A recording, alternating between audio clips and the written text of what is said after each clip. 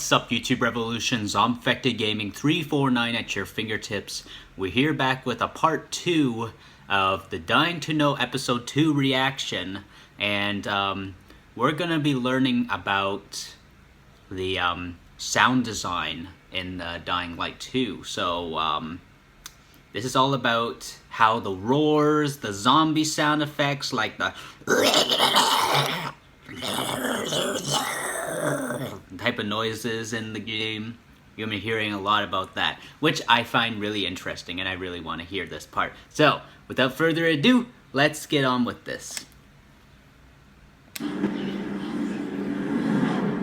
Alright, well, since Dying to Know is about the world of Dying Light 2, there's still something else we need to hear about. If you pardon the pun, because we're going to be talking about the sound design of Dying Light 2. If you've ever wondered about where the roaring, the growling, the screaming that covers the streets of the city at night comes from, then you're in the right place, because we're going to be talking to one of the lead sound designers to tell you more. Senior sound designer ZombfectedGaming is here with us today. Hello. Hey, nice to meet you. You too, hello. So, first question. Do the monsters have their own language? They technically are not herd creatures, so they didn't develop songs to communicate with each other, although there are some exceptions. For example, Howler, when attacked, he would scream to alert other infected, and then you can get yourself into really big troubles very soon. Let's talk about the process of actually creating those sounds, though.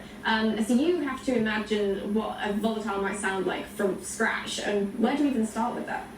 Well, you know, the virus deformed the infected in very different ways, and you have to reflect it in their voices. So, for example, the acid-spitting monster, you know, has to have sound with some kind of acidic characteristics, some watery, hissing stuff in it.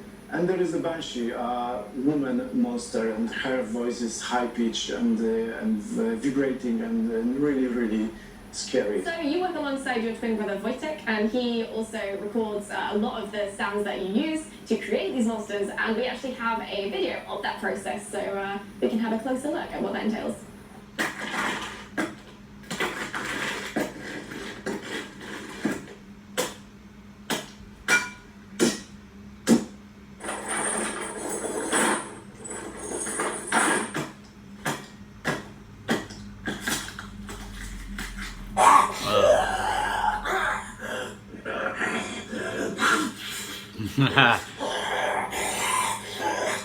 That is really cool.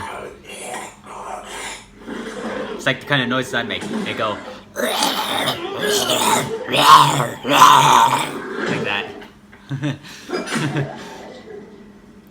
Yeah, so now you can see how it works. We always start with the human throat, because all of the infected were humans once. Yeah. And then the creative part is coming, and a lot of sound design magic is happening. Also, we have to cover a lot of emotions in the infected voices, because you have to know, I mean, the player has to know if the infected is in pain, or is super aggressive, or is maybe dying. You have to pass this message through the voice, and the message has to be very clear. So basic monster like a biter has 700 voice assets, so the scale is it's enormous. Yeah, that's a lot to try and communicate in sounds. So that's the monsters, but what about the entire city? Our city is dying, so we had to find these abandoned places where there is no sound of the civilization. We visited abandoned factories, we visited post-military bunkers. We went to the forest at minus 15 degrees because it sounds completely different than in the summer, and we climbed up the mountains. It was a lot of interesting places we wouldn't visit without Dying Light 2. And you know, at night with the good headphones, you can definitely enjoy it. I cannot wait to hear it. It sounds like you've got a fascinating job. I agree. Thank you so much for coming in today. Thank you for having me. And you can check out the hard work of the Shadag brothers and their teams when Dying Light 2 releases on December the 7th. Alright, so basically what he was talking about, as in the zombie sounds that you make, it does come from the throat a lot, which exactly is what I do actually too. You gotta like, it's hard to explain, but you kind of like, it feels like you're swallowing your voice in a way. Like you gotta like make the noise from your throat. You go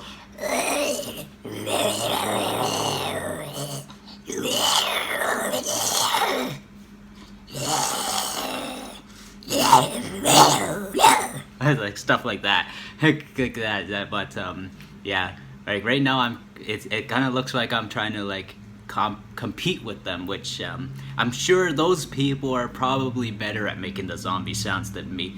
Like it's not perfect. I don't know if it's perfect. That's all your guys' judgment, actually, with the zombie noises I make, like especially with my intro. But that's really cool. What I found really cool was how they used a lot of vegetables and stuff, and they chopped up vegetables to make it sound like you were chopping into the zombie's flesh, which is pretty cool. And then they crushed the sound of the vegetable to make it sound like, you know, like cracking heads open, or, you know, like all the guts, and yeah, pretty much all that kind of stuff, which is pretty cool because, you know, it's if you were to destroy a watermelon and stuff, that's literally your head, pretty much. A watermelon is as strong as a human head, pretty much. So if you're smashing a head, it's like smashing someone's head right in if you're smashing a watermelon, which is pretty cool. But, you know, for more Dying Light content, make sure you subscribe to my channel. It's just been great actually reacting to this, because this Dying to Know stuff, it's very great. It's showing how ambitious Techland is for Dying Light 2, and word is that Dying Light 2 is going to be supporting at least 4 years worth of great content, just at least, because Dying Light 1 is still coming out with these like events and updates and, you know, cosmetic bundles, stuff like that. It just shows you how much dedication and Techland and hard work that Techland put into Dying Light, especially the first game, and I am excited to see what is in store for the second game, Dying Light 2 Stay Human. Dying Light 2 Stay Human will be out December 7th, 2021 in ZombfectedGaming 349. Over and out.